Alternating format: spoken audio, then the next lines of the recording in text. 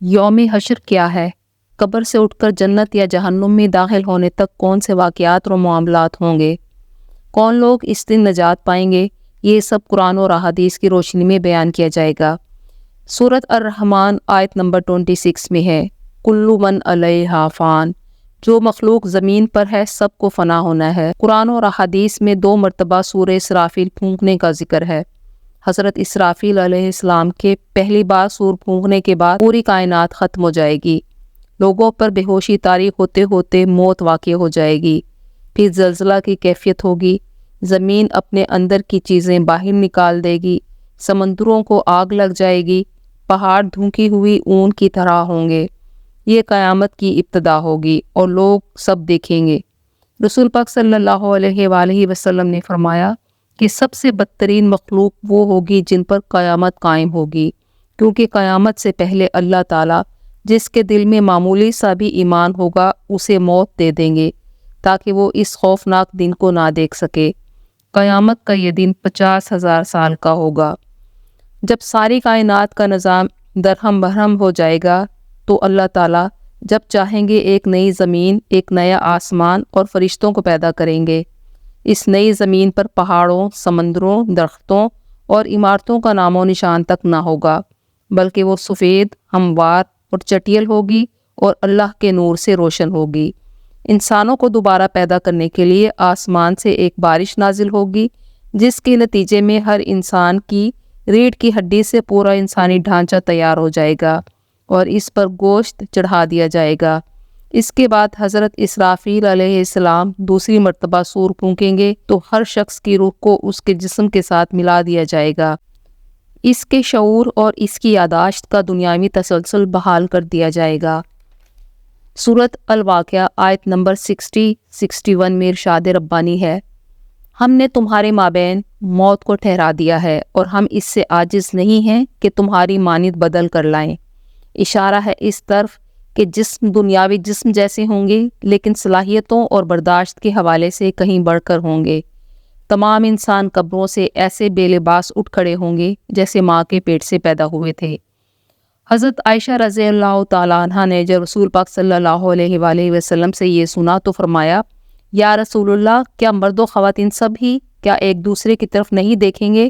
آپ صلی اللہ علیہ وآلہ وسلم نے فرمایا، عائشہ، معاملہ اس سے بھی زیادہ سخت ہوگا، لوگوں کے ذہنوں میں گمان تک بھی نہیں آئے گا کہ وہ دوسروں کو دیکھیں۔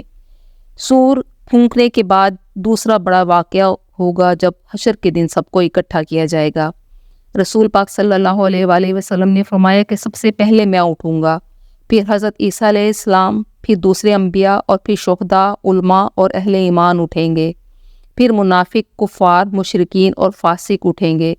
ہر کوئی اپنے اپنے اعمال کے مطابق اٹھے گا، کوئی اندھا، کوئی لنگڑا، کوئی چیونٹی کی شکل میں اور کوئی سر کے بل اٹھے گا۔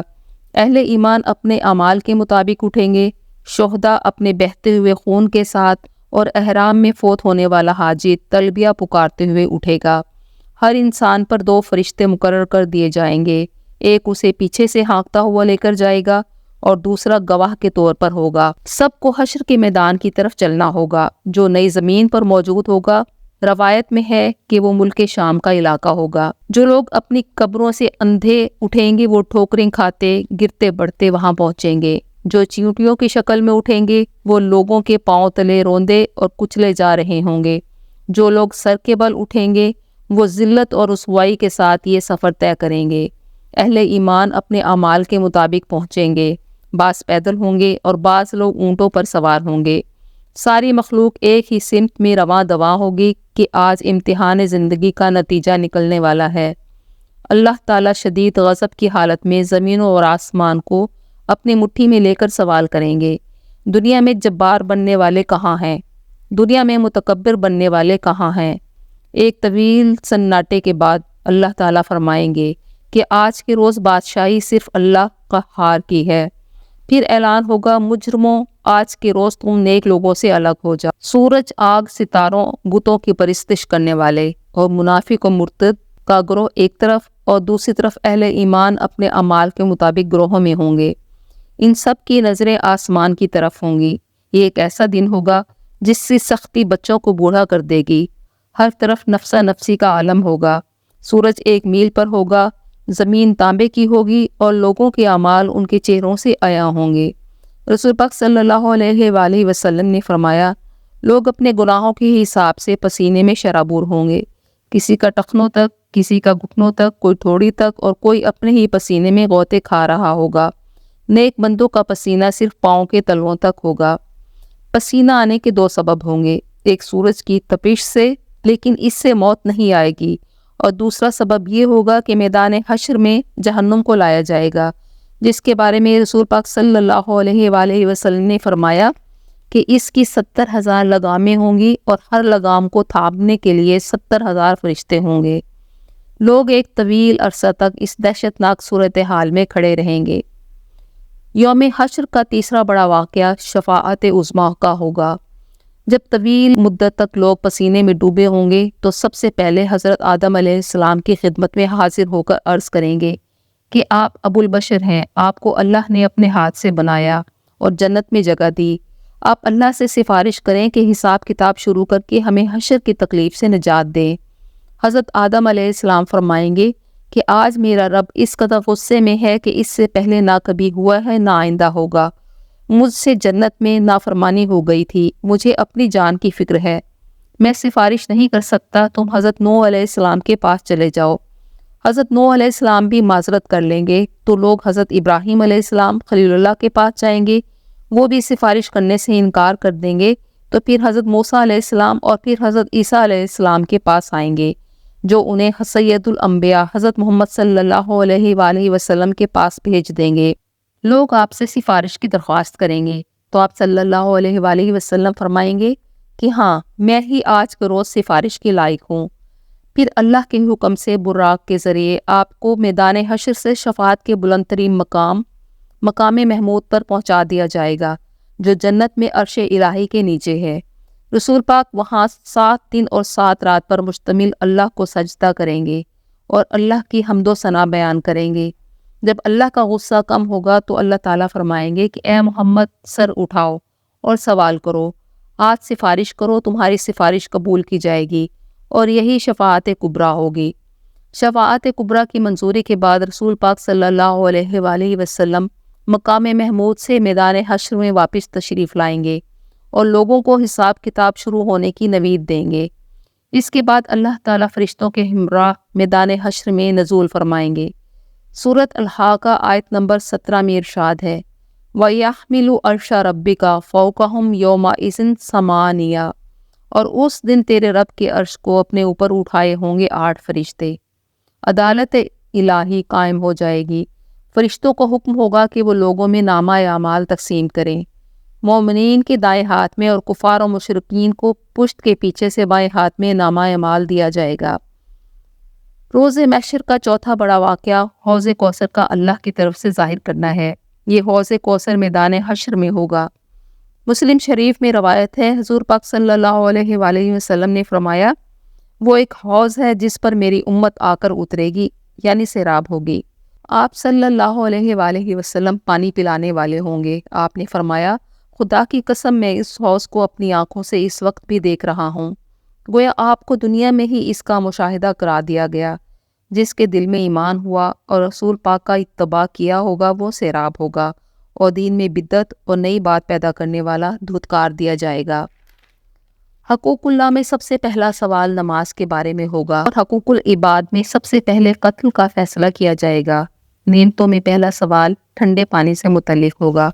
رسول پاک صلی اللہ علیہ وآلہ وسلم نے فرمایا کہ ابن آدم کے قدم ہل نہیں سکیں گے جب تک 5 چیزوں کا حساب نہ لے لیا جائے۔ نمبر 1 عمر کا حساب، نمبر 2 اپنی جوانی کیسے گزاری، نمبر 3 مال کا حساب دو، نمبر 4 کہاں سے کیسے کمایا اور کہاں خرچ کیا، نمبر 5 جو علم حاصل کیا تھا اس پر عمل کتنا کیا۔ مشرکین سے جب ان کے شرک سے متعلق سوال کیا جائے گا تو وہ اللہ کی قسم کھا کر کہیں گے کہ ہم نے کبھی شرک نہیں کیا۔ اللہ تعالیٰ کرامن کاتبین کو بلائیں گے، مشرک پھر انکار کر دیں گے۔ اللہ تعالیٰ پھر اس دور کے انبیاء کو بلائیں گے، مشرک پھر انکار کریں گے، اور پھر اللہ کے حکم سے ان کی جلدوں سمیت تمام جسمانی اعضاء ان کے خلاف گواہی دیں گے، تو وہ اپنی جلدوں سے کہیں گے لما شاہد تم علینا، کہ تم ہمارے خلاف کیوں بول رہے ہو؟ جس پر وہ جواب دیں گی انطقنا اللہ الذی انطق کل شیء، آج ہمیں بھی اس اللہ نے بولنے کی صلاحیت عطا کر دی جس نے باقی ہر چیز کو بولنا سکھایا ہے۔ اس روز کوئی دوستی کام نہ آئے گی، کوئی خرید و فروخت نہ ہوگی، کوئی معاوضہ قبول نہ ہوگا، اور وہ کوئی بات نہ کر سکیں گے سوائے اس کے جسے رحمان کی طرف سے اجازت مل جائے۔ مشرکین کے معبود انہیں جھوٹا قرار دے دیں گے۔ پیشوا اپنے پیروکاروں سے لا تعلقی کا اظہار کریں گے، اور شیطان اپنے پیچھے چلنے والوں کو ملزم ٹھہرا کر اظہار لا تعلقی کر دے گا۔ روز محشر کا 5واں بڑا معاملہ میزان ہوگا۔ لوگ اپنی نیکی اور گناہوں کا وزن ہوتا دیکھیں گے، اور اپنی نیکیاں دوسروں کے پاس تقسیم ہوتا دیکھیں گے، اور دوسروں کے گناہ ان کے پاس آئیں گے۔ سورۃ الانبیاء آیت نمبر 47 میں ارشاد ہے، اور ہم قیامت کے دن انصاف کی ترازو کھڑی کریں گے۔ ہر نبی اپنی امت کے ساتھ آئے گا، صفیں بنی ہوں گی۔ کچھ انبیاء ایسے بھی ہوں گے جن کے پیچھے 1 یا 2 لوگ ہوں گے۔ سب سے زیادہ امت محمد ہوگی، اور اللہ تعالیٰ پھر ہر نبی سے سوال کریں گے کہ اس نے اپنی قوم کو اللہ کا پیغام پہنچا دیا ہے یا نہیں۔ بعض روایات کے مطابق اللہ تعالیٰ حیوانات کے درمیان بھی عدل و انصاف قائم کریں گے۔ اگر ایک سینگ والی بکری نے بے سینگ والی پر کوئی زیادتی کی ہوگی تو اس کا بھی بدلہ دلایا جائے گا، اور پھر جانوروں کو حکم دیا جائے گا کہ مٹی ہو جاؤ، چنانچہ وہ مٹی ہو جائیں گے۔ اس وقت کافر آرزو کریں گے یا لیتنی کنتو ترابا، اے کاش کہ میں مٹی ہوتا۔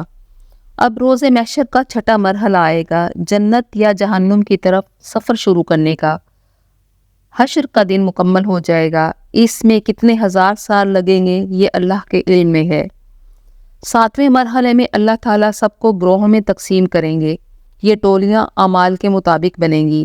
چوری کرنے والوں کا ایک گروہ بن جائے گا، مشرکین کا الگ گروہ، پھر ان سب کو جہنم کی طرف ہانکا جائے گا۔ اس مرحلہ میں اللہ تعالیٰ تاریکی طاری کر دیں گے۔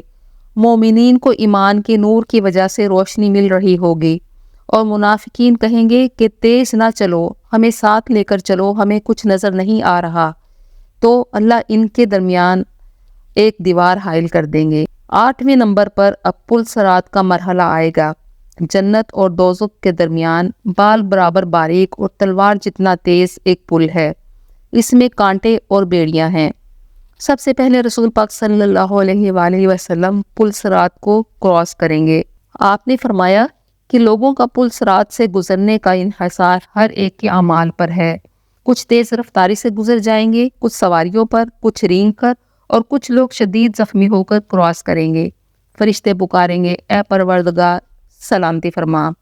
گناہ گار، مجرم، منافق اور منکر جہنم میں گر جائیں گے۔ جہنم غضبناک اور بکھری ہوئی ہوگی۔ لوگوں کی چیخ و پکار سے پل صراط پر دہشت طاری ہوگی۔ قرآن پاک میں ہے کہ تم میں سے ہر ایک کو اس پر سے گزرنا ہوگا۔ اب اگلے مرحلہ میں پل صراط سے گزرنے کے بعد جنتی لوگوں کو کنترا کے مقام پر روک لیا جائے گا۔ یہ جگہ جنت اور جہنم کے درمیان ہوگی۔ یہاں ان کے دلوں سے کینہ نکال دیا جائے گا، اور جو غلط فہمی وغیرہ ان کے دلوں میں ایک دوسرے کے لیے تھی اسے دور کر دیا جائے گا۔ سورۃ الحجر آیت نمبر 47 میں ہے، ہم دلوں سے کینہ نکال دیں گے۔ 10ویں نمبر پر اب آخری مرحلہ آتا ہے جنت میں داخلے کا۔ رسول پاک صلی اللہ علیہ وآلہ وسلم کسی بھی مرحلے پر اپنی امت کو نہیں بھولیں گے۔ رسول پاک عصر سے پہلے جنت کا دروازہ نوک کریں گے۔ جنت کے فرشتے آپ کے دروازہ کھٹکھٹانے کے منتظر ہوں گے۔ جنت میں سارے انبیاء کی ساری امتوں میں سے سب سے پہلے فقراء داخل ہوں گے۔ یہ دوسرے لوگوں سے 500 سال پہلے داخل ہوں گے، کیونکہ دنیا میں بہت مسکین تھے، اس لیے پہلے جا کر آرام کریں گے۔ جب سب داخل ہو جائیں گے تو رسول پاک صلی اللہ علیہ وآلہ وسلم اپنی امت کا حال دریافت فرمائیں گے۔ آپ کو بتایا جائے گا کہ ابھی بہت سے لوگ جہنم میں ہیں۔ آپ اللہ کے حضور سجدہ ریز ہو جائیں گے، اللہ کی حمد و ثنا بیان کر کے سفارش کی اجازت طلب کریں گے۔ طویل مدت سجدے میں گزارنے کے بعد اللہ کا حکم ہوگا کہ اے محمد جاؤ، اپنے امت میں سے جس کے دل میں جو کے دانے کے برابر بھی ایمان ہوگا اسے جہنم سے نکال لاؤ۔ آپ فرشتوں اور اپنی امت کے برگزیدہ بندوں کو لے کر جہنم سے لوگوں کو نکال لائیں گے۔ اس وقت امت محمد جنت کا 1/4 حصہ ہوگی۔ آپ پھر سجدہ ریز ہو کر اپنی امت کی سفارش کریں گے۔ اللہ تعالیٰ آپ کی سفارش قبول کرتے جائیں گے، یہاں تک کہ جس کے دل میں رائی کے دانے سے کمتر ایمان ہوگا انہیں بھی جہنم سے نکال کر جنت میں داخل کر دیا جائے گا، لیکن ابھی بھی امت جنت کی نصف تعداد کے برابر ہوگی۔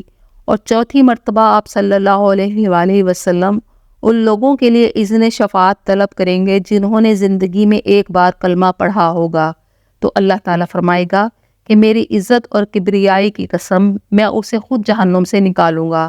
اور جب اس آخری گروہ کو جنت میں داخل کر دیا جائے گا تو جنتی ان لوگوں کو رحمان کے آزاد کردہ کہہ کر پکاریں گے۔ شفاعت کا سلسلہ مکمل ہو جائے گا، سب اہل جنت جنت میں داخل ہو جائیں گے اور اہل دوزخ پل صراط سے ہی جہنم میں گر جائیں گے۔ اس موقع پر موت کو دمبے کی شکل میں لایا جائے گا اور جنت دوزخ کے درمیان ذبح کر دیا جائے گا۔ موت آنے کے بعد اہل جنت اور اہل جہنم ہمیشہ ہمیشہ کے لیے اپنے مقام پر رہیں گے۔